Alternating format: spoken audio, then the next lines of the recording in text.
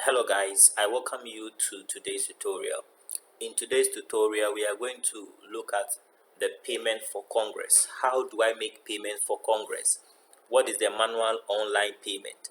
What is the automatic online payment? So when you visit the registration dashboard, of which we've talked about in our first video, we have these cards over here. Okay, so you just click on pay for Congress. Now on pay for Congress, we have what called the need help. If you click on the need help, it will give you instructions on the manual payment method and the automatic payment method, so that you would know some basic informations on how to use these two systems. Let me close it. Good. Now, this is the manual online payment and this is the automatic online payment. In this video, we are going to look at the manual online payment. So when you click on the card like this, it's going to open this payment form for you. Okay, make sure that you read every information provided on this system. Now we have this Momo number. This is the Momo number you are going to send the money to when you are using the manual online payment. And the Momo name is Ghana National Association of Adventist Students. So you make sure you take note of this number. Before you provide informations here, you first have to send the money to this number. So if you are an SHS, a tertiary or alumni, you know your category, so you know the amount you're supposed to pay. So for SHS, they are paying 150, for tertiary 250, for alumni 350. Now this session only allows a single payment.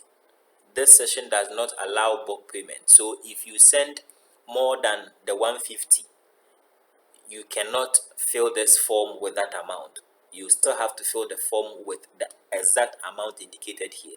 SHS 150, tertiary 250, alumni 350. We have another system for bulk payment and other steps. We will talk about that in other videos. So after making payment to this number, the service provider you are using, whether MTN, Airtel, Tigo or Telecel, they are going to give you a reference or transaction ID after the payment. So you take note of that transaction ID. Okay, so you come to the price calculator and you select your category. The moment you select your category, the amount will be pre-filled and be displayed here. And in the amount filled, you have the amount also pre-filled over there, which you cannot edit or update. So if you pay 250 for tertiary, then you select your category, tertiary. Now, this payment channel session, we have the self-payment and the treasurer's payment. The self-payment is when you have come to the system yourself and you send money yourself to this number. It means you are doing everything yourself. So the channel you are going to pick is self-payment. With the treasurer's payment, check this one. If you pick self-payment, we have transaction ID. The moment you select treasurer's payment, this changes to treasurer's reference code. Good. So in case your fellowship has brought up some plan where they are subsidizing the cost at the fellowship. For instance, if it is 250, the fellowship will say that the fellowship is taking 50 cedis for the first 20. So the first 20 would pay 200 cedis to their fellowship. Now when they pay the money to their fellowship, you are no more under self-payment, but you are under treasurer's payment channel. There is a section on the dashboard where the treasurer will follow some instructions and do that bulk payment. And after doing the bulk payment, they would give you, the member who have paid the partial amount to them, they will give you a reference code which is called the treasurer's reference code. So when you come to the payment, manual online payment, to submit your payment, you are not going to pick self-payment, but rather you are going to select treasurer's payment. The reason is that the treasurer has paid the money on your behalf, so you are going to fill the form in that particular regard. But instead of you using a transaction ID, the treasurer, your fellowship treasurer, will give you a reference code that will be given to him by or her by the national treasurer, and that reference code you'd have to enter it here. It is not the same as the transaction ID MTN or Airtel Tigo or Telecel will give to you when you pay the amount to the Momo number. So that is the difference. So if you send any money to this number yourself, you are picking self payment. Then you provide your details here, your name, your phone, your email, the transaction ID of the payment, then the amount will be here. Then you agree to the terms and conditions. You can read to understand it there. Then after providing everything like this, you click on submit Congress payment. So you are going to receive this message. Okay, thank you, your payment has been successfully submitted.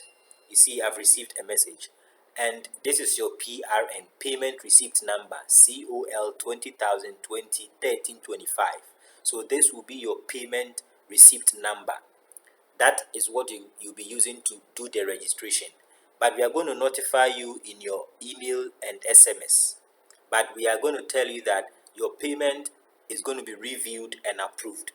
The reason is that you have sent money to this number, all right. You know you have sent money, but we have not confirmed it. And here you can enter any ID and it will go.